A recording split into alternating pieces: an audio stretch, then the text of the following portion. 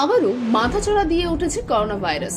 বিগত 7 মাসে কোভিডের মৃতের সংখ্যাও সর্বোচ্চ বলে স্বাস্থ্য মন্ত্রকের তরফে জানানো হয়েছে। চলতি বছরের মে মাস থেকে করোনায় আক্রান্ত হয়ে এখনো পর্যন্ত একদিনে মৃতের সংখ্যা সবচেয়ে বেশি। বৃহস্পতিবার সারা দেশ জুড়ে মোট 6 জন করোনায় আক্রান্ত হয়ে মারা যায়। স্বাস্থ্য মন্ত্রক সূত্রে খবর, গত 24 ঘন্টায় কেরলে 3 জন, কর্ণাটকে 2 জন এবং পাঞ্জাবে 1 জন মারা গিয়েছে। একদিনের মৃতের সংখ্যা বৃদ্ধির নৈপথ্য কারণ জানানো হয়েছে স্বাস্থ্য মন্ত্রকের তরফে। স্বাস্থ্য মন্ত্রক সূত্রে খবর, গত 24 ঘন্টায় 594 জন নতুন করে করোনায় আক্রান্ত হয়েছে। কোভিডে আক্রান্ত হয়ে যে 6 জন মারা গিয়েছেন, স্বাস্থ্য মন্ত্রক জানিয়েছে তারা সকলেই গুরুতর অসুস্থ, দীর্ঘকাল ধরেই ভুগছিলেন। শুধুমাত্র করোনায় আক্রান্ত হয়ে তারা মারা যাননি বলেই দাবি করছে স্বাস্থ্য মন্ত্রক। করোনা ভাইরাসের নতুন উপরূপ JN1 এর সংক্রমণ ছড়িয়ে পড়ায় হঠাৎ করোনা সংক্রান্তের সংখ্যা বৃদ্ধি পেয়েছে। এমনকি নয়া উপরূপ JN1 K variant of interest হিসেবে ব্যাখ্যা করেছে বিশ্ব স্বাস্থ্য সংস্থা। কিন্তু হু এর পাশাপাশি স্বাস্থ্য মন্ত্রকের দাবি, এই উপরূপের সংক্রমণের ফলে মৃতের আশঙ্কা প্রায় নেই বললেই চলে।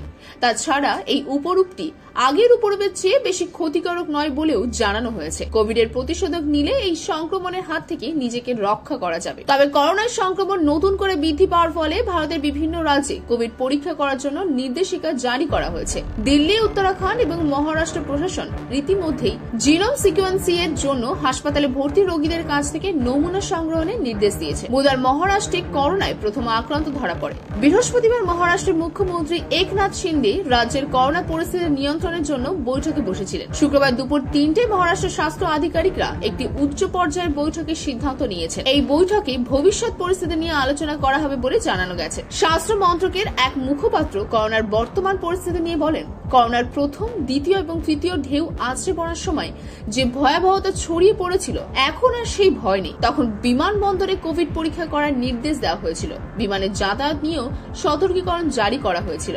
কিন্তু বর্তমান পরিস্থিতিতে তার কোনো প্রয়োজন হবে না।